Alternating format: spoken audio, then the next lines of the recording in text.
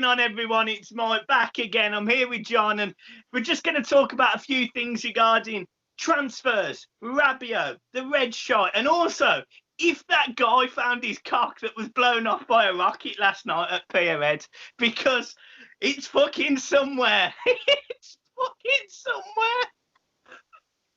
somewhere. I've got some comments that I've seen. I've got obviously I've got comments to make myself. I'm going to start with the shite one first. I'll point blank at this point now. I refuse to say their name.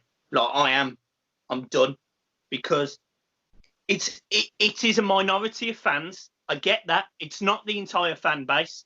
I mean, half of them, you know, they're an internationally well-known team. Half of them weren't even in Liverpool. But for the small number of fans that caused so much shit last night and the night before, it's the city of Liverpool, Merseyside, everyone in it that it reflects on.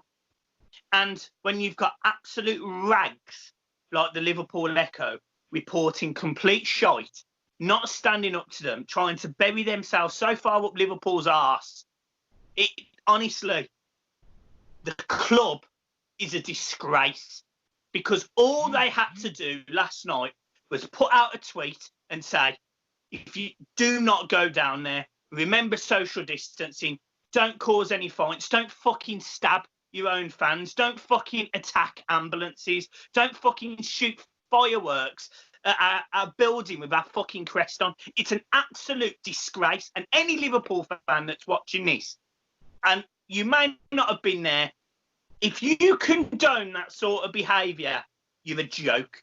Because I know many Liverpool fans that do not accept what happened last night. And I know John's about to lose it with you as well, and his will be worse than me. So you crack on, John. Well, first of all, I want to start with a tweet that I put out this morning saying, I'm embarrassed to be a Scouser today. I'm embarrassed to live in the city that I live in, because people from outside of Liverpool will tarnish Everton fans with the same brush that they're tarnishing them in. And it happens far too often with this club. And I'm like Michael. I'm not going to say their name anymore.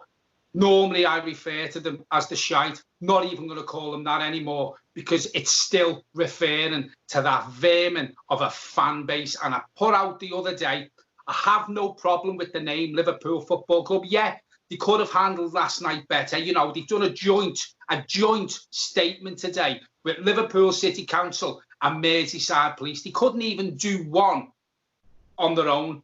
Then you've got certain fan channels from that club who a couple of weeks ago had a pop at Joe Anderson saying, you know, it's very highly unlikely, it's not going to happen that the fans will gather outside Liverpool. There's 2 fan channels who said that, and they haven't been heard from since before Thursday. Joe Anderson's had no apology, and it's an absolute fucking disgrace what they done. They've got the birds on the top of the building that our owner owns on their shirt, and the fire and fireworks. Who the fuck goes to a celebration carrying a blade and stabs one of their own supporters? I'm telling you right now, if this was Everton who'd won the league, I would not be even thinking about them. They're fucking obsessed with us. No one would see me for 3 weeks. I'd be going to go to somewhere. The comments that they've put on Twitter, obsession with Everton since they've won the league. I wouldn't be able to see me fucking keyboard to type anything. But them fucking rats that have done this, and I was having a pop at them the way they gathered outside Anfield on Thursday. The more I've thought about that, it's not too bad, because let's be honest about it, Everton fans would do the same. Whether we're in lockdown or not, there'd be a certain minority of Everton fans who would have gathered outside Goodison Park. I wouldn't have been one of them because I can't go in crowds. But look, it would happen with any club that's won the league. But for that to go on last night, you know, setting fire, you know, 9 ambulances were called to the Pierhead last night. The fucking mess that they've left it in, I'd be sending the bill to them, or I'd be getting the cleaners who clean their fucking shit all over ground to come and pick that rubbish up. Because at the end of the day, the hard-working people of Liverpool will have to pay to get that mess cleaned up. It's a fucking absolute disgrace. I'm done with them. Michael said something to me the other day that he's never known anyone with so much hatred towards them. I didn't think I could hate them anymore, but since last night, it's off the fucking scale. I don't have a problem with Liverpool Football Club. As I say, they could have handled last night better. They could have put a statement out on their own. I don't have a problem much with Klopp. Yeah, he can be a bit of a tit the way he acts. But listen, he's a good manager. Don't have a problem with the players. It's the fans. The fucking fans are vermin. They're hated.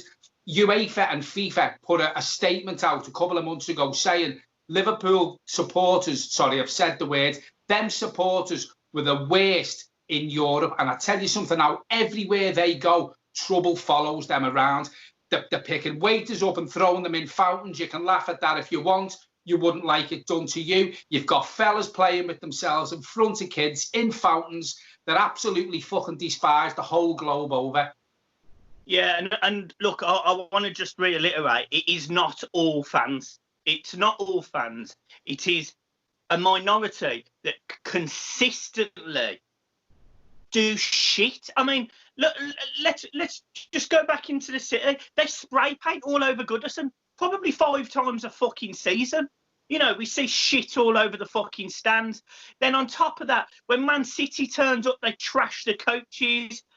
They're honestly, and then when it happens to them, when they go to Roma and get booted all over the fucking streets, they moan about it. Now, again, it is not all fans. Every single football club has shit fans. We do. We went to fucking Millwall and went over there and kicked the fucking heads in. It is wrong. In football life, violence and all that shit is wrong. But the simple fact of the matter is, the channels that should have stood up to it last night are a disgrace. Merseyside Police, Liverpool Football Club, the fan channels have as much. 450,000 people are subscribed to one of their fan channels, and not one tweet saying don't do it. What a fucking utter disgrace. I've put some things on Twitter, and I've had Reds having a pop at me, and for me, they're condoning what happened last night. Now, don't get me wrong, this morning when I got up, I was fucking fuming more than what I am now. And for me, it wasn't a minority. It was every fucking single one of them. And I even put a tweet out yesterday because I was fuming. Even me fucking Red family members, I was done with them. Then my sister-in-law's put something on Facebook this morning, not condoning it and saying it's wrong and they're scum and they're vermin. She scored brownie points with me. So as Michael says, I don't agree with Michael because I am that bad. I'd say there's only a minority of them are okay. And maybe I shouldn't say that. It's the way they make me feel. Absolutely can't fucking stand them. And there's the derby at Goodison Park next season. It's going to go off. I'm telling you right now, it's going to be absolute fucking murder. Thursday night, I know it's only something or nothing. They put a cone on the Dixie statue and 3 of them stood there getting the picture took. They parked a van on Goodison Road with a Liverpool banner on. They've just won the fucking league. They're obsessed. And I'm telling you right now, I am done with them. I'm done with them. And, you know, I can't help myself because it boiled up in me and boiled up in me. I can't have a go at me missus the way I feel for the simple fact of the matter. She's a Red. She's not into football as much, but her mum's passed away, and her mum was a big, big Red. She was a season ticket holder, so I can't really get my opinions and my feelings across and express them to my missus how I feel about that club because of her mum. And I wouldn't do it because her mum's no longer with us, with her. But I'm telling you right now, I'm done. I've said to Michael from now on, you don't get a mention off me on this channel. If I do the predictions video, I'm not even going to say the shite. I'm not going to say their name. I'm done with them. As far as I'm concerned, they don't exist because they have made this city a fucking laughingstock today. They have the Red Echo come out last night. The first headline they put on it, a stray firework. Fuck off. A fella in a black T-shirt fired 2 of them, holding them. Then Michael DM'd them. They took that post down and put a firework was shot at. I'm sick of the media bias towards them. I seen something on Sky News just before I've come on here that, you know, Liverpool Football come out and have said they don't condone it, but it's not just their statement. They need to do a statement on their own, and there needs to be apologies to certain people from this city. Agreed. And also another thing I'm going to add, because we'll move on to Everton now, because I genuinely, as I completely agree with you, they do not exist. That stadium that we built it is a black mark on this city. I'm done. And I think a lot of Everton fans will also be the same.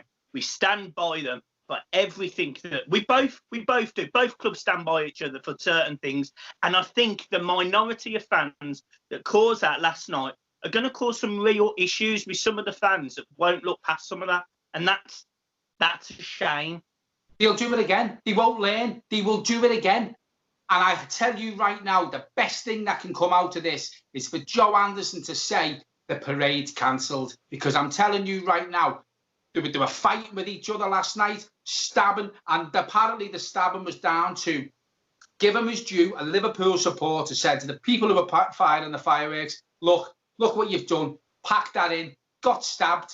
That kid is now critical in hospital. He went to join in celebrations, whether it was right, whether it was wrong. The next time his parents see him, he's laying in a hospital bed on fucking death's door. It's wrong. And no other club is like this. No other club is like this. As you said, the Brit coaches aren't bad. Millwall get dragged through the fucking wall because of their violence and they're nothing. They're nothing compared to them. Millwall Football Club, a saint compared to them. Now we have to move on because people can see we're not happy. I've ranted enough, so yeah. Let's move on. Let's talk about some exciting news. Exciting news regarding Mason Holgate. This is probably news for you, but apparently Man City want him. Swap deal for John Stones. Yeah, they can fuck off. They can fuck off. Mason Holgate, in my opinion, should be given the captain's armband next season. Irrespective, obviously, Seamus Coleman is going to play every game. Fair enough. Seamus Coleman, Leighton Baines, they are you two. But Mason Holgate, for me, in my opinion, is third choice to them because he is a leader. I like Mason a lot. What's your take on Man City, Mason Holgate?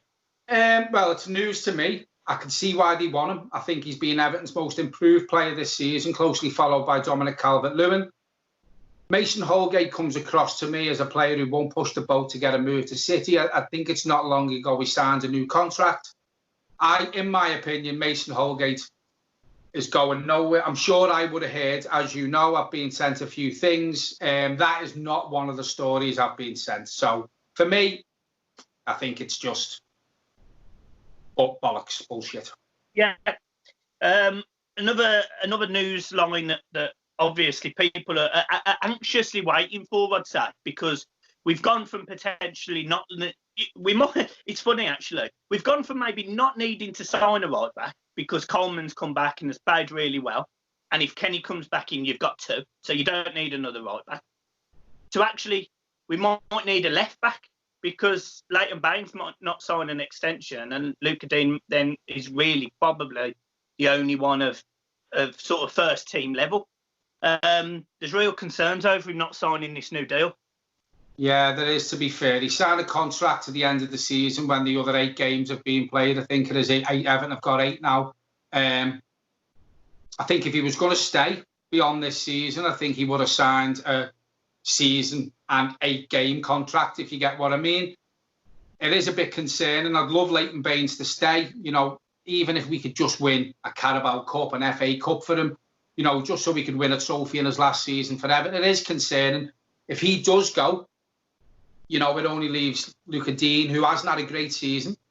So I think where we were looking at a right back, we also may be looking at a left back if Leighton does move on to other shores for his last year of his footballing life. Yeah. I think it'd be a shame, but I do understand why he may leave. If he wants to change his lifestyle, potentially, go to a warmer climate, nicer weather, maybe he does go to somewhere like America. Yeah. I think if he does move on, I think that's where his his swan song, as we say, will be. I think he will go to America if he doesn't stay. Yeah, and I wouldn't hold him against, you know, I wouldn't hold it against him. He's been an absolute icon for our football club over the last few years. And Leighton Baines has had opportunities years gone by to go to America. I think there was 1 year he had the opportunity to go to Man United when David Moyes went there as well. When we had him for a few years, he was linked with Chelsea as well. This is what people forget. And I actually had this debate the other day, sorry to put in, but I had this debate about Ashley Cole and Leighton Baines. Now, there's no getting around what Leighton Baines has offered to Everton. You know, his goals, his assists, he's got records in that position in the Premier League. And then the argument for Ashley Cole is he hasn't done as much, but he's won more. If Leighton Baines would have played for a Chelsea or a Man United earlier in his career, Sophie's, you would say Leighton Baines is the best defender, best left back in the Premier League era. In my opinion, you would. What I will say about Leighton Baines is when you look at some players as well, every now and then you'll see them having a poor game and they're not asked. They haven't bothered to turn up. What I can say about Leighton Baines, I'm not going to sit here and say he's never had a bad game, but he doesn't have a bad game by choice. He's not one of these players who turns up and shows he can't be asked. Whether he's having a brilliant game or a poor game, he always, for as long as I can remember, give 100%. Yeah, agreed. Right then, some of the names that we've obviously discussed. Let's go with Rabiot to start with. So we've been linked again with Rabiot. Looks like Everton are keen on a loan deal. Sorry? Rabiot. Yeah. He's keen on a loan deal, I think, aren't they? Yeah, that's what I got sent before. Apparently, if he does come to Everton, it is only going to be a loan deal, which, you know, you can't blame him. You can't blame the club. It's a big signing for the club, that, and it'd be a big move for him. I'm not saying going to a massive club that he could, but he's taking a chance with coming to someone like Everton from the clubs he's played at and from where he's played. So I think a loan deal will suit both parties. So, listen, I got sent that out the blue today. I wasn't expecting that one. For me, it looks like it's something that can happen, but it is only going to be a loan deal to start off with. The club can see where we are with him, and he can see where he is with the club. Yeah, I agree, and I think bringing players like that on loan, they're not bad moves. They're not bad moves, you know, because you do get we did the same with Gomez. Gomez, you know, he made us buy him basically because he performed so well. He was very clever in doing that because he's had a great season, but you know he has had a massive injury in the middle. Okay, so also on top of that, and obviously Ancelotti's come out today as well, and he's discussed Everton and saying that it's a long-term project for him, and that, you know, he's got real vision for Everton Football Club to compete. How many years do you think it's going to take for Everton to compete for a title, John? And what do Everton need? Right, well, I've seen this. Was it you? Someone asked that question on Twitter the other day.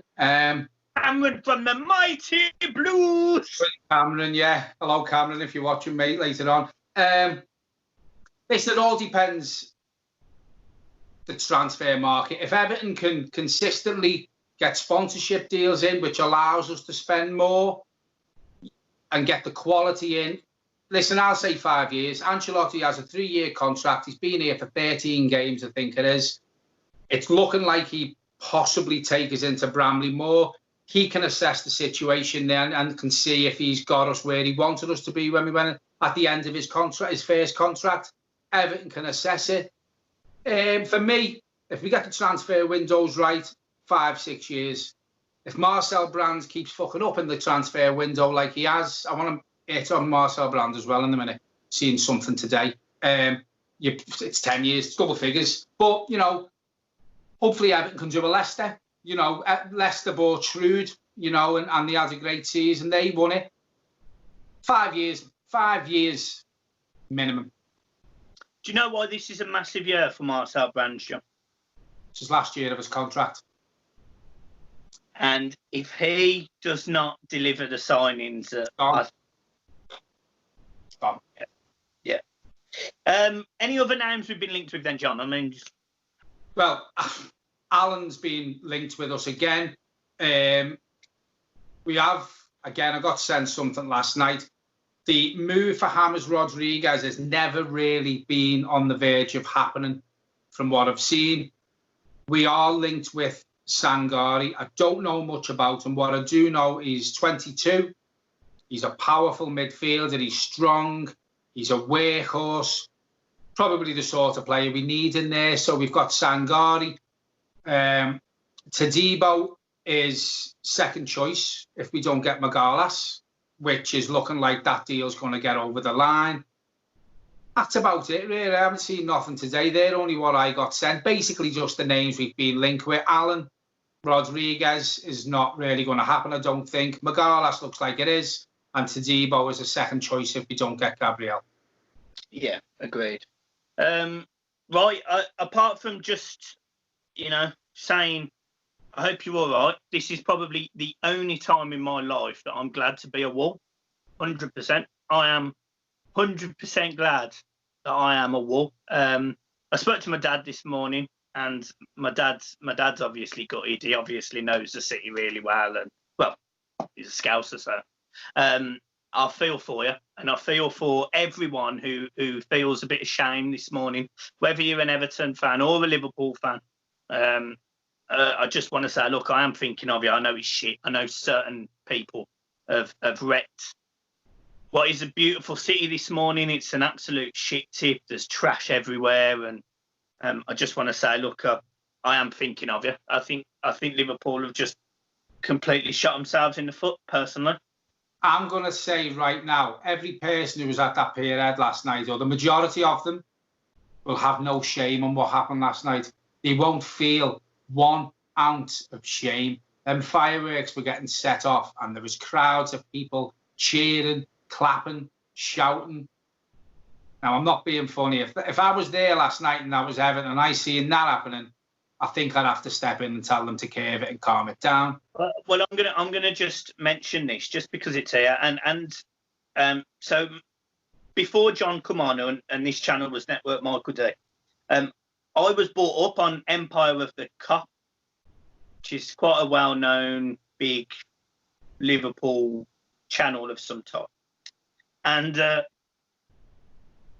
basically saying, I knew this was going. This is exact word for word. I'm reading it from the phone.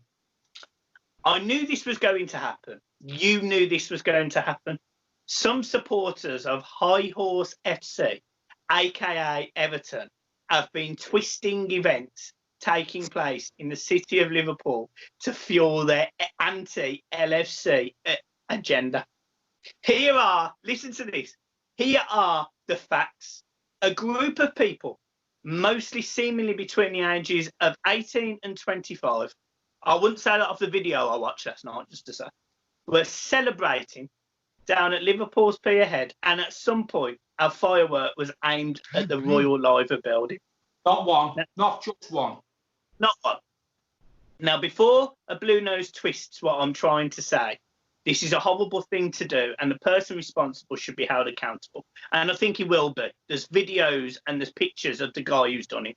So someone will know him, and hopefully he'll be fucked. But here's the thing.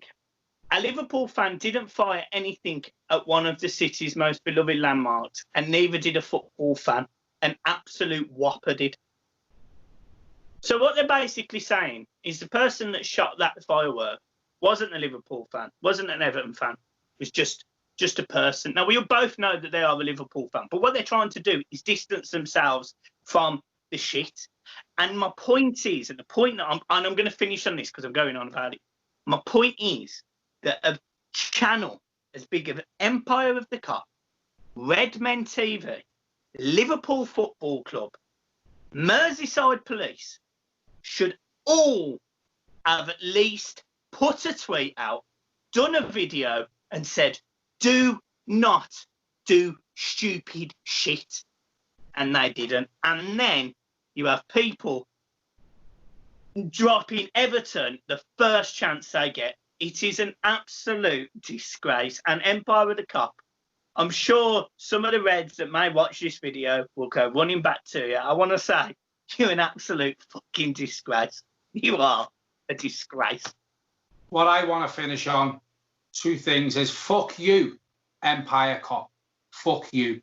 And the second one is going back to the Red Echo. I did see something. I meant to mention this earlier. They have contacted that club, Everton Football Club, and Merseyside Police for a comment. Why the fuck are they contacting Everton Football Club? We've done nothing wrong. What's it got to do with us? Why do they want a statement or someone from our club to talk to them about it?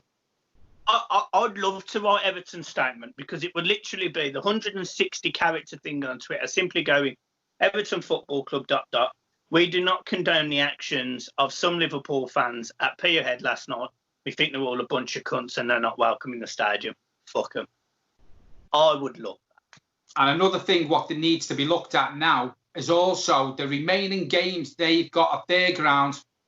Don't play them there, because it's going to happen for their remaining home games time and time and time again. This city has been absolutely fucked over by coronavirus. So many people have been affected and died from it within this city, and they have kicked our NHS a massive boot right in the bollocks, because they don't care about anyone apart from them fucking selves. And we'll leave it there. John, thank you ever so much, mate. Yeah. Absolute disgrace. I'll see you soon. See you soon, everyone.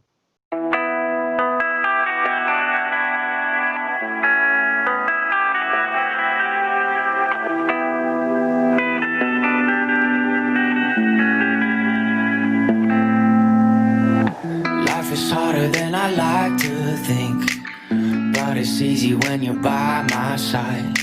No point in calling, you just have to see the fundamentals of our life tonight. Cause I've been looking at a photograph of you, and I've been thinking about all the ways you move. This isolation got me feeling